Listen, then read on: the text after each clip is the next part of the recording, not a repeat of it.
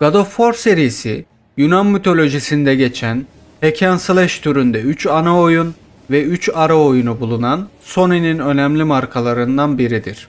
Ana karakter Kratos'un hikayesinin tamamlanması, çıkan son oyunun satışlarının beklenti altı kalması serinin değişimini gerekli kıldı.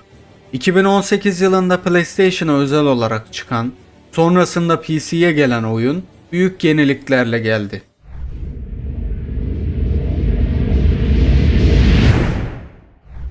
Karakterin geçmişinde hiçbir değişiklik olmadan İskandinav mitolojisine geçiş yapılmış. Önceki oyunlarda yaşananları ve mitolojiyi bilmek, olayları daha iyi anlamanızı sağlar. Ancak yaşananlar hakkında hiçbir fikriniz olmasa bile oyun her şeyi açıklamaya çalışıyor.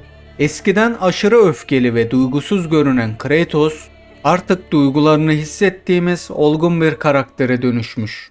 Kratos bu diyarda evlenmiş, eşi vefat etmiş ve oğluyla bir başına kalmıştır. Eşi vefat etmeden önce küllerinin diyarın en yüksek dağından serpilmesini istemiştir.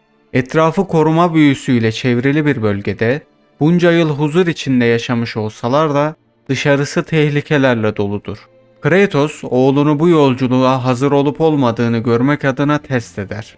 Hazır olmadığına kanaat getirip yolculuğu erteler. Eve döndükten kısa bir süre sonra kapısını çalan yabancı kararını değiştirmesine neden olur. Oğluyla birlikte diyarın en yüksek dağına doğru yolculuğa çıkarlar. Macera boyunca baba-oğul ilişkisine tanık olacak, karakterlerin değişimlerini göreceğiz. Hikaye yoğun sinematiklerle ve tek bir kamera açısıyla kesintisiz şekilde aktarılıyor. Işınlama kısmında sınırlı bir alanda bekletirken arka planda yükleme tamamlanıyor. Böylece hiçbir ekranla karşılaşılmıyor. Bu yöntem hikaye anlatımını daha kuvvetli hale getiriyor. Hikayenin tek sıkıntılı yanı oyun süresini uzatmak için aynı yolu defalarca kez kat etmek zorunda kalmak. Belirli yanlara o kadar fazla odaklanılmış ki gereksiz olarak görülen yüzme, zıplama gibi birçok mekanikle uğraşma gereği bile duyulmamış. Hikaye dışında odaklanılan diğer önemli kısım savaş sistemi. Souls oyunlarından esinlenilen yeni bir yapıya geçilmiş. Artık savaşlar daha ağır ve oturaklı hissettiriyor. Savaşlarda Kratos eşinden ona kalan baltayı kullanır. Balta hedeflenen yere fırlatılıp geri çağırma ve dondurma özelliğine sahip. Kullanımı keskin ve keyifli hissettiriyor. İleri kısımlarda serinin klasik silahı olan Kaos'un kılıçları ekleniyor. Buz düşmanlarına karşı kılıç, ateş düşmanlarına karşı ise balta daha etkili. Fazlasıyla bulmaca karşınıza çıkıyor. Bunların büyük bir çoğunluğu kılıçlar üzerine dizayn edilmiş. Kılıçlara görünümlerini değiştiren ve özellikler veren kabzalar takılabilir. Kazanılan hafif ve ağır şeklinde iki runik saldırı eklenebilir. İstenilen zamanda bu saldırılar değiştirilebilir ve seviyeleri yükseltilebilir. Hareket yarıda kesilmediği için saldırı esnasında hasar alınabiliyor. Bu yüzden en iyisi kısa saldırılar tercih etmek. Gelen saldırılar kalkan ile bloklanır. Kalkanın yalnızca görünümü değiştirilebilir. Parry sistemi ise biraz farklı. Mükemmel zamanlamayla blok yapılırsa düşman kısa süreliğine sersemler. Yumruklar da düşmanları daha hızlı sersemletir. Can göstergesinin altında bulunan öfke barı savaş esnasında dolar ve belirli seviyelerde kullanılabilir. Öfke durumunda yalnızca yumruklar kullanılır. Etki halindeyken hasar artar, hasar verdikçe eksik olan can tamamlanır. Zırh, göğüs, bilek, bel şeklinde 3 kısma ayrılmış. Haznelerine parçalar eklenebilir. Seçilen tılsımı kullanmak çeşitli özellikler kazandırır. Kratos'un oğlu Atreus, savaşlardaki en büyük yardımcınız.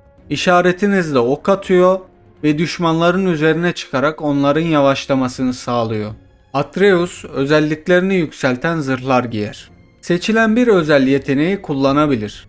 Yetenekler istenilen zamanda değiştirilebilir, seviyeleri yükseltilebilir.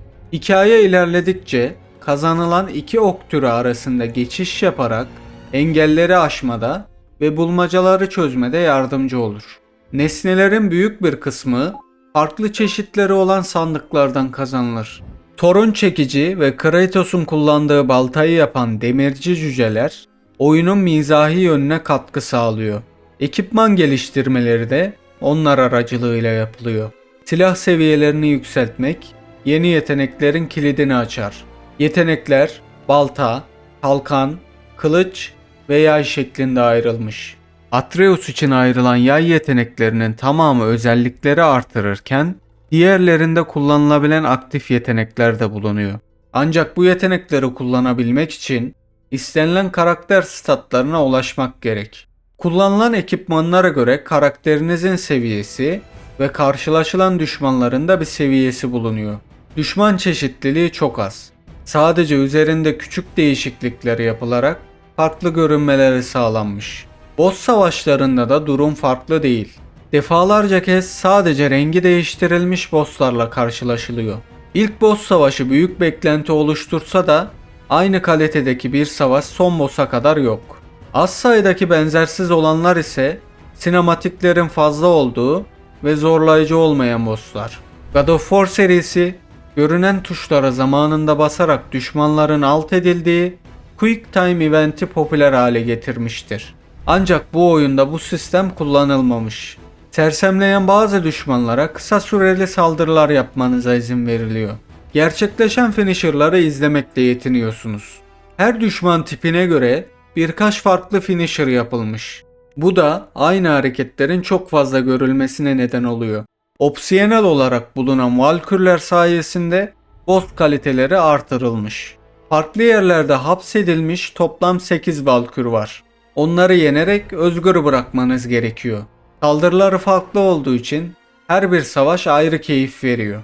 8'i de yok edildikten sonra Kraliçe ile savaşa girilebilir. Kraliçe, Valkürlerin bütün özel hareketlerini yapabilen çok zor bir boss.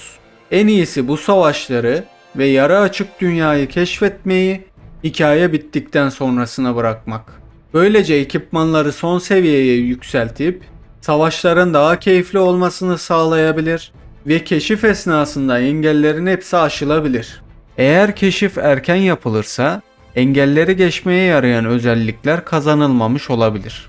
Keşif bölgeleri bile basit platformlar ve bulmacalarla eğlenceli hale getirilmeye çalışılmış. Birkaç tanesi haricinde yan görevleri güzel. Ayrıca resimlerle gösterilen ve anlatılan gizli hazineleri bulma görevleri mevcut. Diyarları birbirine bağlayan dünya ağacı sayesinde diyarlar arasında geçiş yapılır. Mistik geçitler aracılığıyla diyar içerisinde hızlı seyahat gerçekleştirilir. Ana harita olan Midgard dahil hikaye ile açılan 4, gizli şifrelerin bulunması halinde girilebilen 2 olmak üzere toplam 9 diyar arasından 6 tanesine erişilebilir. Şifrelerle girilen 2 diyar, son seviye ekipmanları üretmek için gerekli malzemelerin elde edildiği meydan okuma haritalarıdır. Kayıt almamdan kaynaklı anlık donmalar ve kasmalar yaşadım. Onun dışında hiçbir sorun olmadı. Oyunun Türkçe dil desteği bulunuyor. Seslendirme sanatçılarının popülerliklerini artıran bir yapım oldu. Atmosferi, epik müzikleri, grafik ve aksiyon kalitesiyle keyifli bir tecrübe sunuyor.